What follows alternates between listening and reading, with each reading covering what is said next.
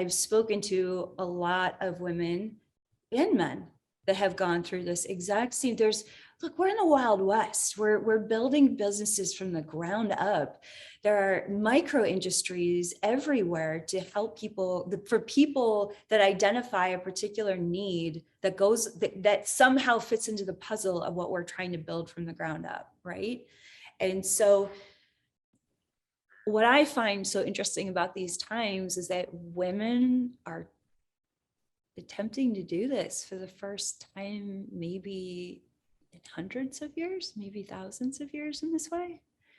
And so when you, as a female entrepreneur, step up at this level, you're doing it for all womankind. And you're doing it for every man that has ever wanted to see a woman that powerful.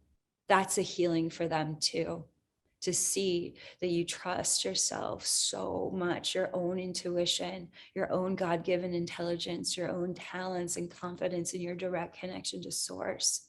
Like, we can receive, consultants, we can receive team members, we can receive their opinions, their ideas, but at the end of the day, it's up to you and what you and your higher self. Even if you make a mistake, you get to own that mistake as a learning curve. That might not be a mistake at all. And it's just like, there's so much money on the line, right? There's your name on the line. There's your faith in God on the line. I mean, it's like the stakes are so high, but that's how big your prayer is for your own mastery and also for your mission and for this world. That's just the kind of angel that you are.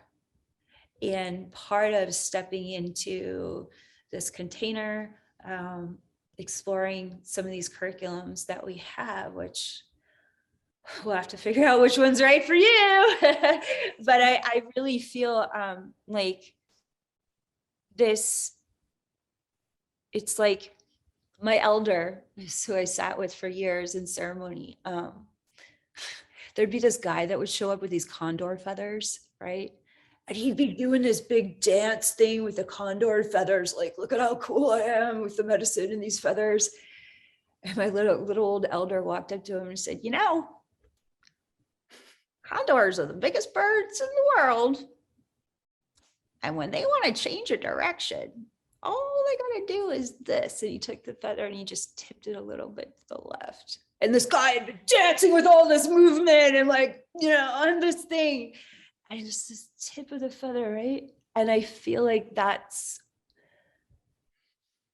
really what's happening for you. You're just tipping the feather into sovereignty. You're tipping the feather into more self-love, more trusting of yourself. And that sounds like a simple answer, but I don't think there's any greater work, especially for a woman in these times.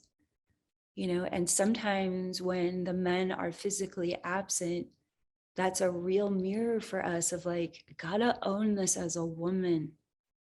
Got to own this as a woman first, for myself first, for my own heart first.